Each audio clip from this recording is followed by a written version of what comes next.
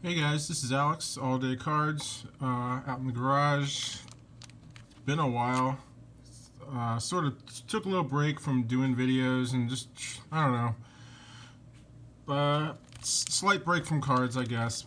Yeah, I mean, I still bought some stuff, which is obviously why I'm showing you. I got a nice little stack from, this is probably like a month though, maybe even 6 weeks, so it's been a while. Um, Having a hard time finding stuff to buy a little bit. Just like as far as prices, everyone knows things are expensive, and a lot of stuff's just not what I'm not not really willing to pay what people want for a lot of stuff. And so a lot of my slabs are like when I used to buy fives and sixes, now it's like threes and fours on vintage stuff, and whatever. So here we go. I got a little bit of everything as usual. I do like to have a little variety. I sort of need that sometimes. I get a little burnout on getting one type of thing. So for sure got some variety here. So we'll just get going. Here's some raw stuff, which I don't buy a lot of raw stuff. If you've seen my other handful of videos, I mostly slabs. But I got this. Let me see here. I got this lot of Trevor Bauer. So we got 3 of the base tops. Oh no, I'm sorry, that's the rookie debut, which a lot of people don't. I mean, there's definitely a lot less demand for rookie debuts, but I actually, I kind of like them. The photographs tend to be good, just in general, like over the years, whether it's regular or chrome or whatever. Like, I don't know, they just tend to be like cards that I like. So I actually have a couple coming up still, other than the Trevor Bauer, and then 2 of the regular. That's the regular tops, which in this case I do like the flagship better than the debut. And then one pretty nice copy of the gold. This is really the main reason I bought that whole lot. Otherwise I would have just bought a gold. But the centering's nice. The corner, as everyone knows, the golds are a little tougher usually. The corners are, there's really no chipping on the front. I can't see any. Not that I really grade. I've literally never done a grading submission ever. I've come close a couple times, and I just don't end up doing it. I don't know. Like, I realize there's value to get and all that, and I like slabs. I don't know. It's just not my thing yet, at least. So anyhow, this was a good deal. I only paid about $10 for all those. So I know he's not exactly a Hall of Famer, or I don't think he will be, but he's a pretty good pitcher, and I just kind of like him. If a lot of you probably know he has a YouTube channel, and it's cool. I don't know. I just think he's sometimes a lot of the time it's just getting cards that you like just because you want them. Speaking of that, here's a pretty good example of that. Pretty sure I'm the only guy out there who collects Joe Flacco at all. I'm a Baltimore guy. He is the best quarterback the Ravens have ever had. Yes, Lamar Jackson's amazing, but it's his, he's brand new still. I hope he does awesome. I have a stack of his cards that I got before they were expensive, and maybe even some things that I would grade. But nobody buys Joe Flacco. He doesn't get any respect. But he did take them to a Super Bowl. He was pretty great. A little inconsistent, had some injuries, but otherwise he was a lot better than people give credit for. This is his finest rookie. This is the Black X-Fractor. So these are out of 10. That's 2 of 10. It's in nice shape. It's out of 10, so it's like the condition. I feel like condition gets a little irrelevant when it comes to cards that are at like super low number. It's like, all right, if it's out of 3 and all 3 of them are beat up, kind of doesn't matter, right? It's like, kind of is what it is. But super nice looking card, pretty sharp. Add that to my Ravens PC, which certainly has lots of Flacco, despite what he doesn't have any hobby and probably won't be in the Hall of Fame, but doesn't matter to me. Couple of Jordans. Trying not to get the glare. There we go. These are both the inserts from the 92-93 Ultra set, the award winner and the All-Star, or the first team All-NBA. So these were in decent shape. They're not mint, but they're decent. And they were relative. They may have been $10 each, which for Jordan stuff now that's reasonable. You know, this is kind of like the things I would want.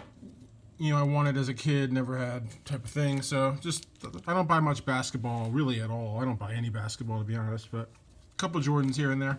The rest are slabs, and they're all baseball. A little bit of new, a little bit of old. So I'll keep going. Here's a rookie debut that I couldn't pass up. It's a Moncada who I think is I think there's a lot of young guys these days that everyone's high on, all kinds of people. Luis Robert, yada yada, everyone knows. But I kind of Moncada I liked from the get go. This is his Topps update, the rookie debut. It's a PSA 8, but this is the black. So it's not a super shiny card. The black part is just those little like triangles, but this is the black one out of pretty hard to see. There you go, 66. It's an 8, which makes it not super desirable, and you would think it would have a couple dinged corners or like some white, but I honestly like that bottom left corner is the most white I can find, which I doubt you're seeing much on the camera. I don't know what I don't know. If I were a grader, maybe I would snap it out and resubmit or send it somewhere else, but it was reasonably priced, again, because it was an 8 probably. I kind of bought this card as maybe a potential flip, which I don't really do. I don't typically buy cards to sell. If something I have that if I have something that goes up and it's worth selling, I do that sometimes, usually just to buy more cards, but that's one that kind of was like, hey, that's a pretty good price. I think it's definitely a good value. It's a black. It's an update black. It's an 8, which isn't going to make it worth a ton ever, but I thought it was a good deal, so we'll see. Maybe I won't. Maybe I will. Who knows? And here's actually another update, rookie debut. So this is the DeGrom 2014. This is a nice 9. But, like, I don't know. I just like this card a lot better than the regular one. I've got the chrome like this in a 10 actually, which I never buy 10s, but I got it from COMC like last year for like $20. I thought it was a really good deal.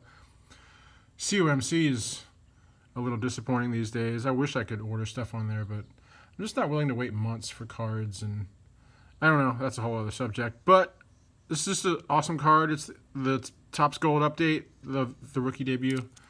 A really nice gold, like. Again, golds are a little tougher. This one's super clean. As you all know, they're numbered to the year, whatever it is. So this is out of 2014 in the top right. Hard to see, but you guys know what it is. So pretty cool. I like DeGrom. I like pitchers in general. Love me some pitchers. They have a little less hobby, which I kind of like because it means I can afford them. That's kind of how it is these days. I don't mind buying pitchers. I was a pitcher when I played baseball. I just always liked pitchers, so. Speaking of pitchers, here's another one. I never had any Steven Strasburg cards at all, really. He's kind of off and on. He gets hurt. He's amazing. He's hurt again. Who knows? This is a Topps Chrome in a 9. This is pretty cheap. It was like $15. I thought it was like, for 15, I'll add one of him. It's probably the only Strasburg I'll ever really get, but maybe he comes back and has, if he pitches like he did last year, then if he just does that a couple years, like, that's pretty good. But he's not super young. He's on the Nats, who are sort of, I don't know, you want to call them a transition team? Who knows? But it's a cool card. I think it's $15 well spent. Here's an Ichiro Upper Deck, just a card I never had. It's an 8, but 9s and 10s, and his cards have seen a bump for sure in price. This was a nice looking 8. Like, again, this is a fairly condition sensitive card, dark borders, and there's really not much that takes away from the look of it for me. So in this case, I bought the card and not the grade. Just having it slabbed as an 8, it was like 20, maybe 25 shipped. So it was pretty reasonable. I feel like even though it's an 8, can't go wrong with that. And then I got some vintage, which is kind of more my speed most of the time. But the prices of vintage have kind of gone up a little bit. So I'm having a harder time finding stuff. I'm getting lower grades than I used to. There's a handful of players I'm kind of buying these days. We got a couple of them here, so I'll talk about that in a sec. Frank Robinson's a guy I definitely collect. His player run. He was an Oriole, so that helps too. This is his last card, and it's the mini. I like 75 minis. I know a lot of people prefer the regular ones. I just kind of like the minis because they're just a little different. And this is a 6. It's a super nice card. Real clean, sharp, pretty good centering. It was really cheap too. It was like $10 shipped, which I had a hard time passing up. You know, he's on the Indians, and it's his last card, but it's kind of cool. I like, you know, seeing all the stats. It was, you know, it has them all on there. Super nice card for like $10. Here's a 73 Killebrew, 5.5. I think I definitely could have gotten a higher grade. This card's not expensive, but the 5.5, it was just it was a good price. It was like for 15 or less shipped, and I just thought it was a decent deal for the grade and the price, and all things considered. That's kind of how I buy stuff. It's like the overall, all things considered, the value I'm getting. Yes, I could have definitely just spent 30 or 40 bucks on an 8 or whatever, but it's just not a card I need an 8 in to spend that kind of money. I'd rather have a couple cards that are mid-grade than one higher grade on something like this. 73 is not my favorite set, but I do like the photos on a lot of the 73s. It's weird. It's sort of a boring design, but there was like one year where they were like, oh, hey, why don't we do cool action shots? And it's like, yeah. Killebrew. Here's another Killebrew. So he's a guy I'm kind of picking up these days, getting all his regular cards. Kind of undervalued, I think. This is only a 4. For a 70, I wouldn't normally buy a 4, but it was real cheap. It was like 15 or less shipped. I just have a hard time passing up the good deals when there's no creases. It looks pretty nice. I like the image. It's cool. He's putting on some pine tar or whatever. It's just kind of a cool card. And again, he's one of the guys I'm kind of just going through and picking up all his regular cards. He's inexpensive. I think underappreciated a little bit. So he's one of my guys I've been buying lately. Same with this guy. This one, this took like 2 weeks to get. I'm in Maryland. I got it from California.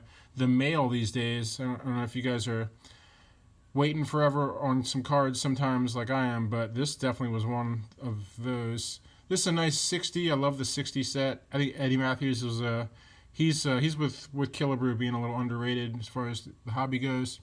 This is a 4.5. Nice centering, pretty nice card. Reasonable. I don't know what I kind of forget. It was about 20. It was 20 something shipped, but just a cool card. I love the 60. That set's awesome. Working on my Eddie Matthews collection. Probably won't ever have the rookie, but I'm getting most of the other ones. Here's a card I've been wanting for a long time. I've had a beat up raw version. This is a 4, and you're looking at it like, wow, that centering's pretty horrific. Yeah, it is. I don't know. This card, if you look, it's just one of those cards. Such a cool image, and I think it's just kind of a popular card, really. Some cards just go for more because people want them and they like them, and the centering on these is impossible, and this is pretty bad centering, but it's a clean, sharp card. Otherwise, the centering's off, but it doesn't always matter that much to me. It was affordable. It's like, you know, do you buy a card that you can live with and have it, or do you just don't get one? Like, it's just not a card I'm going to spend $150 on. Like, this was like 60, I think. So I think it's decent. It's cool. Centering's off, but I don't know. It's still just such a nice, clean card. I thought it was good enough. And then the last one, guys, is another Eddie Matthews. It's a 56. And this is a 3. This is about the type of card I like to get from 50s. 50s stuff, 3s are great for me. It's all about, you know, what I'm getting for the money. It's a nicely centered card that looks pretty clean. It's not beat up. It's not creased. And it was like 20 something. Again, I don't really recall. It may have been 30-ish. Don't remember. But another Eddie Matthews off the list. So yeah, Eddie Matthews and Herman Killebrew's a couple guys I've been getting a lot. Thanks for watching, guys. It's been a while. I'm gonna try to get on and watch some more videos and put out some comments and sort of wake up a little bit. I've been, I don't know, just been off a little bit, doing other stuff. Yeah, thanks for watching. Take it easy. Bye.